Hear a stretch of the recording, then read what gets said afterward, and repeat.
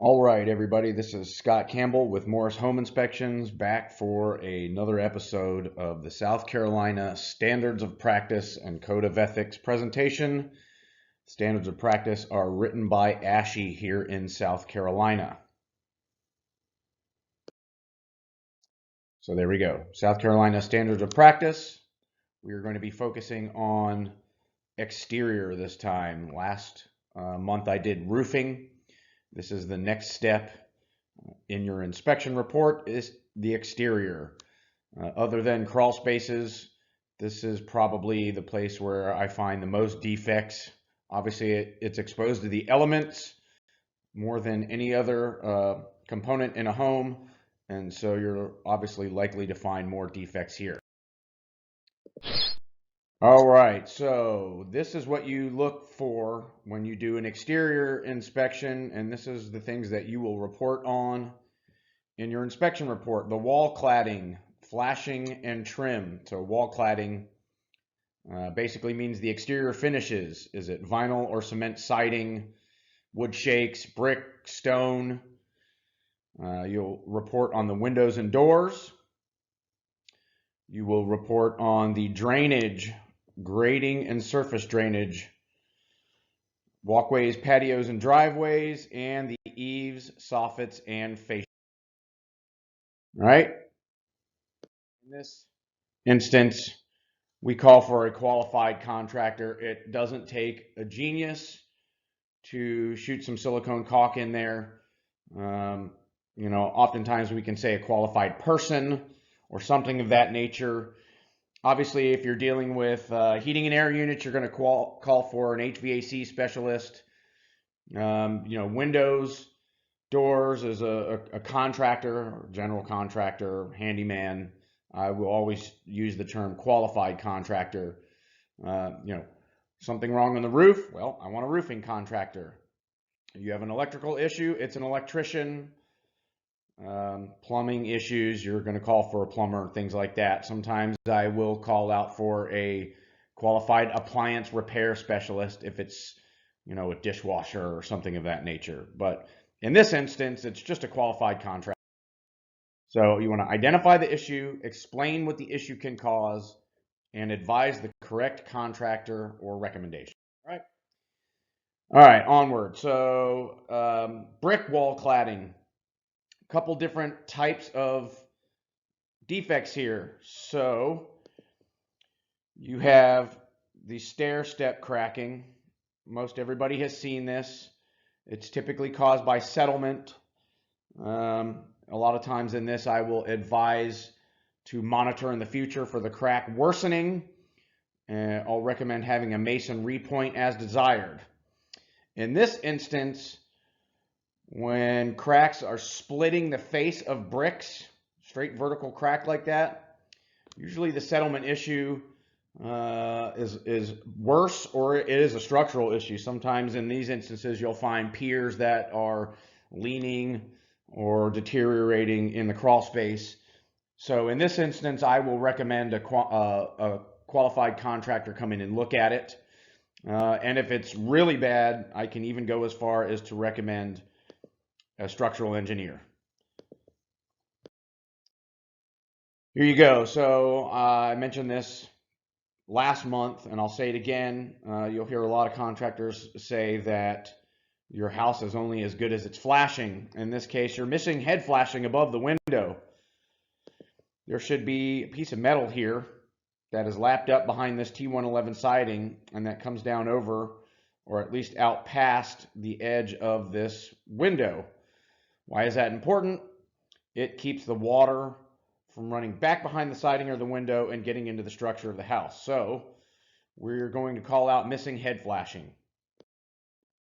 Here is kind of a spec on flashing. This one is specifically for horizontal trim flashing, but this is installed in much the same way that head flashing above doors and windows are.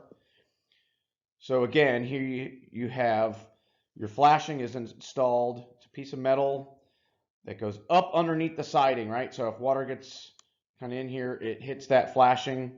It makes that 90-degree turn. It comes out over the flashing, and then it drips off your drip edge. You know, it's basically a capillary break, right? So it would run down here, it would come out from the siding and then drip off.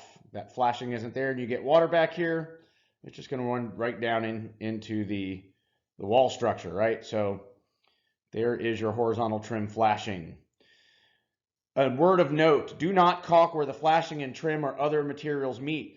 If you put a bead of caulk in here between, say, this vinyl siding and this metal flashing, that water is going to get stuck back there. It's not going to have a way to exit from behind your wall cladding, right? So there's not to be caulk there. If someone has caulked that, that is a defect that should be called out. All right, the wood trim and sill is deteriorated for one window at the left rear of the dwelling. I'm almost always trying to be as specific as possible as to where the location of these defects are. If it's a lot of windows, you know, I will say multiple windows or several windows or numerous windows on the exterior in areas, but this is one. Clearly you can see the deterioration here and the rot. So obviously that's something we want to call out. Now, this is really bad, right? So because of the extent of the deterioration, it is possible some framing in the wall to be deteriorated. Further deterioration may occur if not repaired. So what could happen if you don't address it? It can deteriorate more. A licensed contractor should inspect and repair as needed. All right. Here's one we see a lot here, and this can be important for the rentals in our area. Here in Myrtle Beach and Georgetown, Murrells Inlet, Pawleys Island, there's a lot of rentals, right? There's a lot of retired persons. So let's say you rent a beach condo or a raised beach house for a weekend, and you've invited the whole family down. And your elderly mother or grandmother is here, and she takes a trip.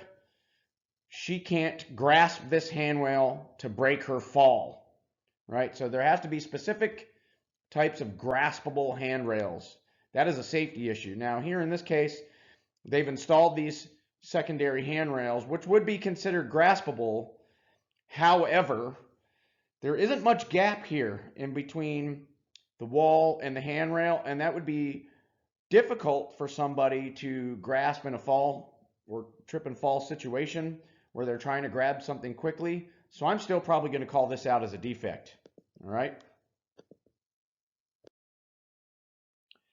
Get a lot of this stuff down here too. And there's a whole list of things that can go wrong with steps, exterior stairs, landings, decks.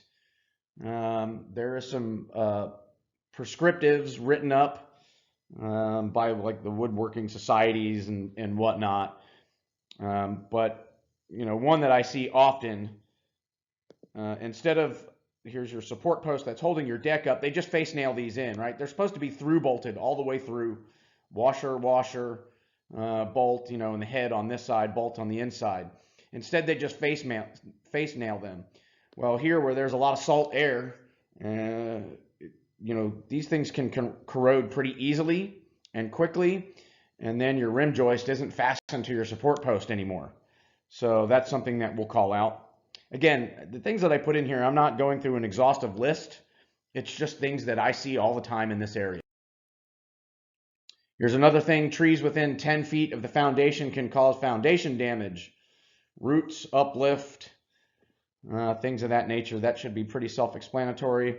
Depending on the type of tree, or if you're familiar with the trees in your area, I could either make this a summary issue or a monitor issue.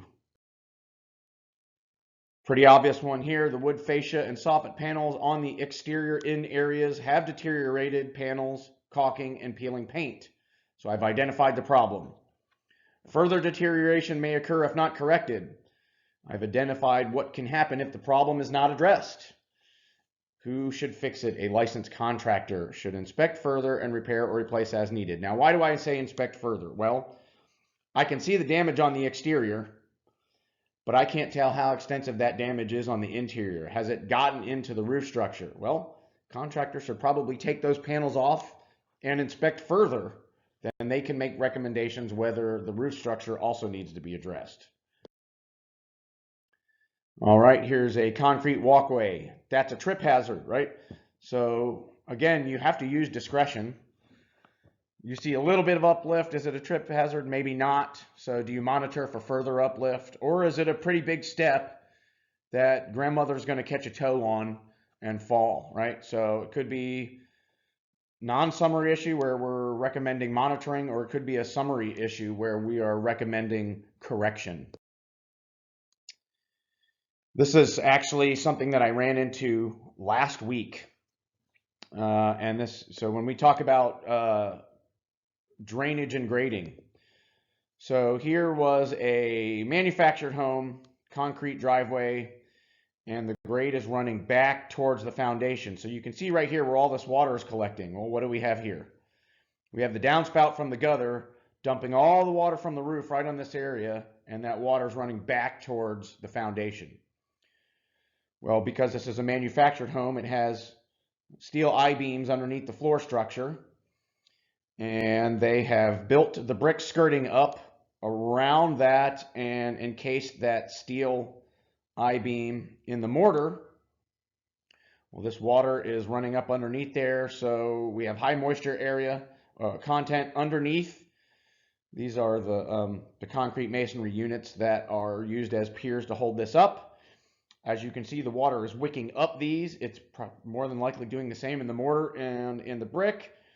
And here is your steel that is starting to rust, starting to delaminate, starting to deteriorate. So grading towards a foundation can result in damage to the foundation and structural components. Well, here's a perfect example of exactly that.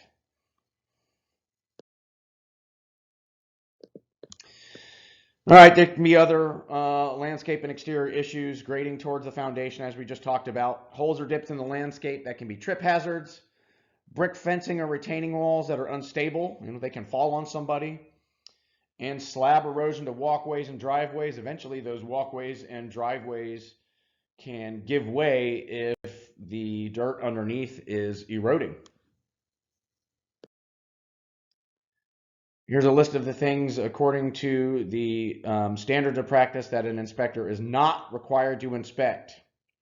Screening, shutters, awnings, similar seasonal accessories, fences, boundary walls, and similar structures, geological and soil conditions, recreational facilities, outbuildings other than garages and carports. Now, at Morris Home Inspections, we will inspect those things for an additional fee if requested, but it's not required by the standards of practice. Again, here, Myrtle Beach, Georgetown, Murrells Inlet, Pawleys. We see a lot of seawalls, break walls, and docks. We are not required to inspect those, although oftentimes I will inspect the electrical components of those. And then erosion control and earth stabilization measures.